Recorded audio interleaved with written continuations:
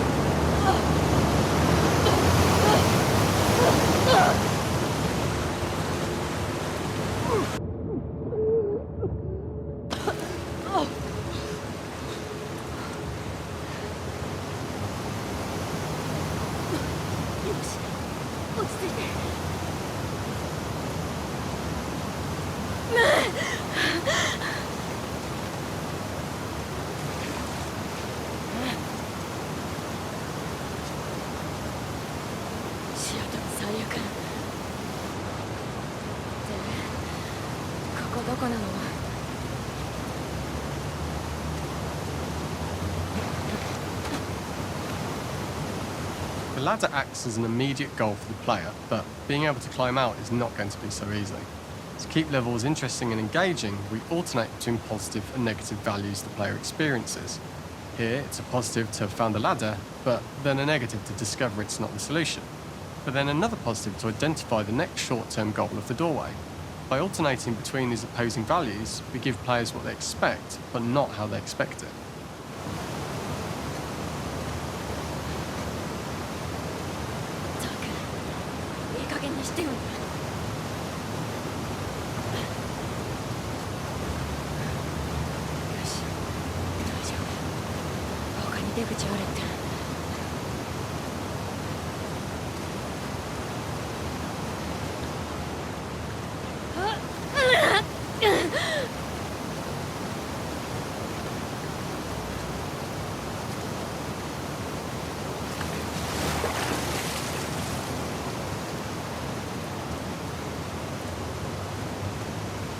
This level, internally known as Find Nora, was quite long in duration as we had to make Ellie traverse a far distance to the opposite side of downtown Seattle. The sewer section was originally longer than what we released the game with, approximately 10 minutes more. This was one of the few areas of the game that used water flow as part of a traversal puzzle. The player has to go upstream to use the current to get to the platform to reach the other side. We mostly cut this mechanic game-wide, however it remained in essence in the section swimming to the aquarium as Ellie when you were avoiding the waves.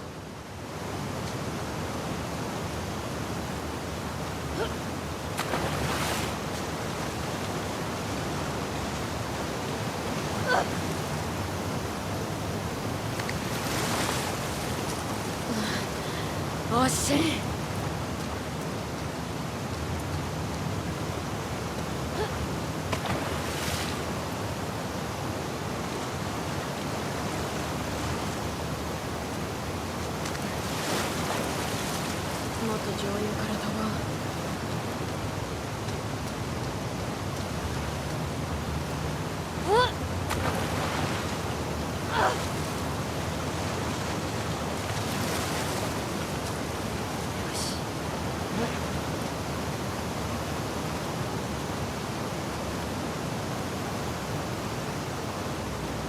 When players reach the doorway and enter into the room, they're faced with a dead end.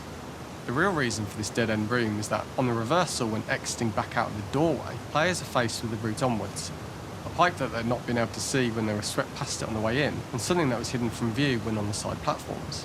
The intention here being that the only option is to go off the standard path in order to search for a way out.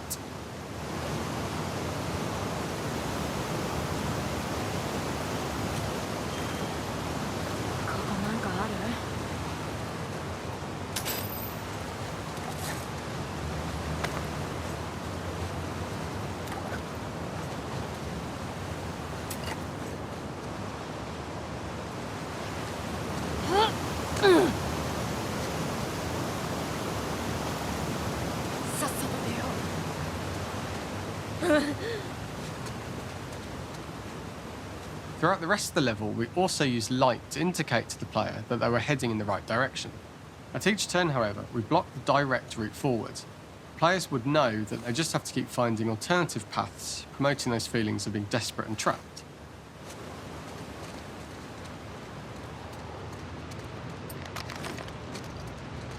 We slowly introduced the player to consider climbing into smaller pipes and crouching in these tight spaces. This is to slowly build up to, and encourage, the player to climb into such a small pipe that they'd have to be crawling on their stomach, which is something that the player previously may not have recognised as a playable space, let alone the desired route they need to take.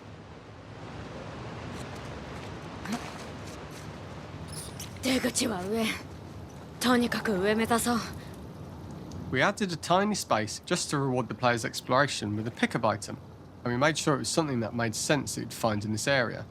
A canister and all the garbage that had been washed into the sewers from the surface.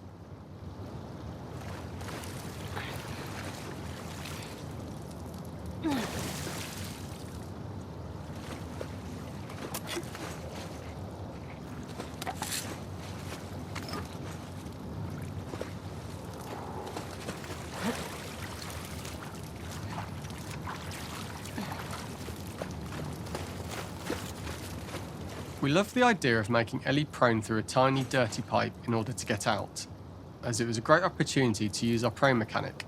A unique camera setup was created to support crawling in these pipes, as the standard prone camera is much higher above the player. We also created custom collision in order for Ellie to manoeuvre in these tight spaces easily. Initially, the oblong collision capsule around her character caused issues crawling around corners. We put extra effort into the custom corner collision, so the movement experience is as smooth as the main game.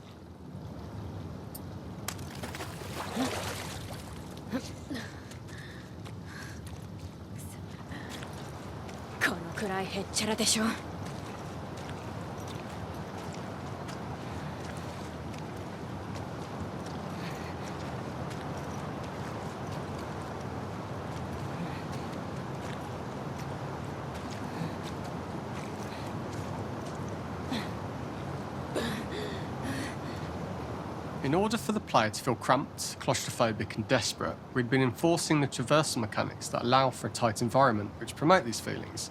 We introduced the use of the squeeze through so that we can keep the player feeling enclosed and tight, but without repeating the same geometry. Here we change from low ceilings with wider walls to high ceilings and tight walls to change up the spatial pacing and keep the level from repeating itself.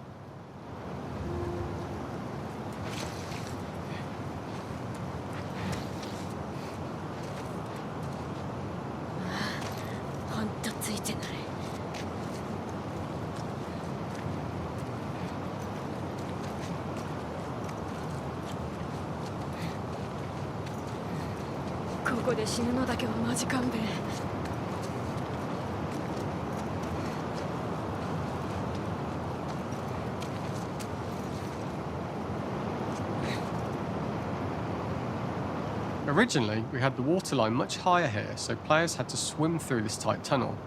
However, from watching user test feedback, it was occasionally causing people to discount the route entirely and turn back on themselves. So to avoid any risk of this happening in the final game, we present a lower water level so the tunnel is easy to see and commit to using.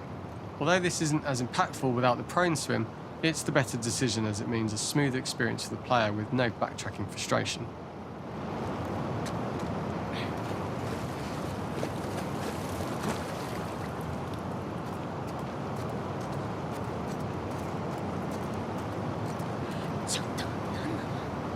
We draw the player towards this pipe as it is seemingly the route out of the tight space.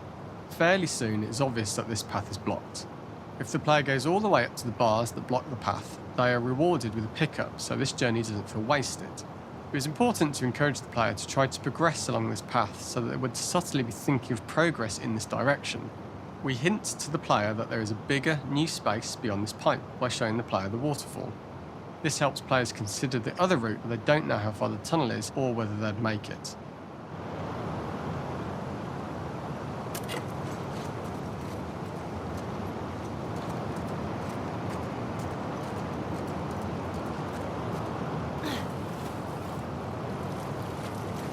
As we surface from the water and over the crest of the slope, we reveal what is further in this tunnel. A clicker that has sprouted and the fungus has grown on the sides of the pipe. It was great to see people who user tested this area becoming increasingly worried as we forced the player to squeeze past the fungus and inches away from the clicker's face, all the time not being sure whether the clicker might be alive or attack them. Although we aren't as cruel as to force a clicker attack in such close proximity, we do have a payoff for this moment. This clicker momentarily turned into Joel to show Ellie's PTSD from what happened to Joel at the start of the game. Ultimately, we decided to save this moment for the farm level, as it was more impactful there because it could become the centrepiece of that experience. Whereas in the sewers, we weren't able to make it as much of a narrative point and give it the breathing room and reaction time that it deserves, given the tight space.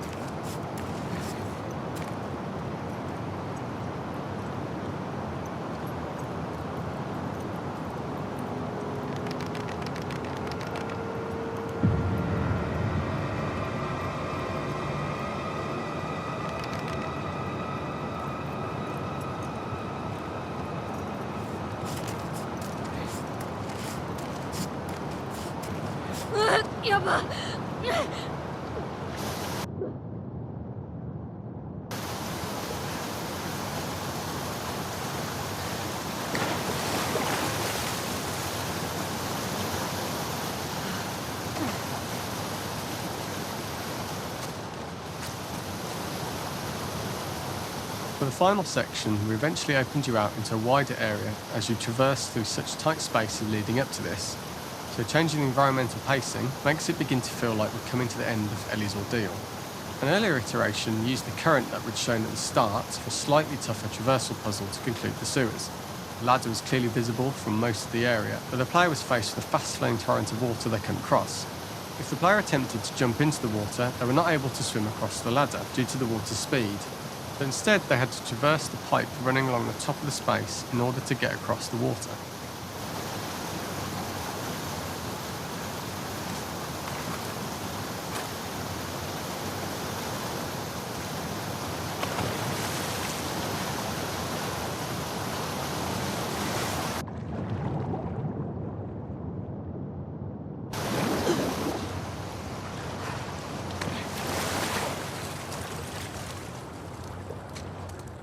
This is the first time we get to see stalkers that are embedded into the walls. So this optional room is a nice little early extra that the player gets if they explore. We also use the pickups to lure players over to be close enough to trigger the stalker's attack. And this caused quite a few jump scares with user testers who played our game before its release.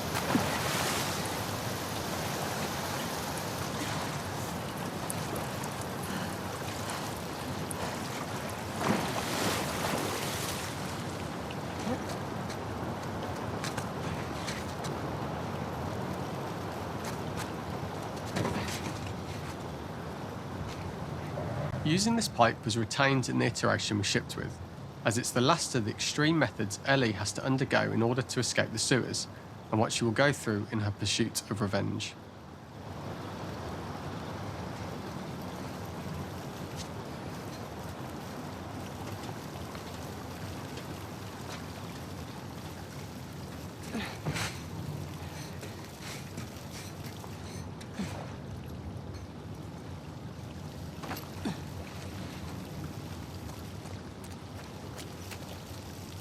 The last ladder climb is quite lengthy, and although we could have trimmed it down to a shorter climb, we liked how this last segment of the journey built anticipation for whether there was success at the top or not after all you've been through.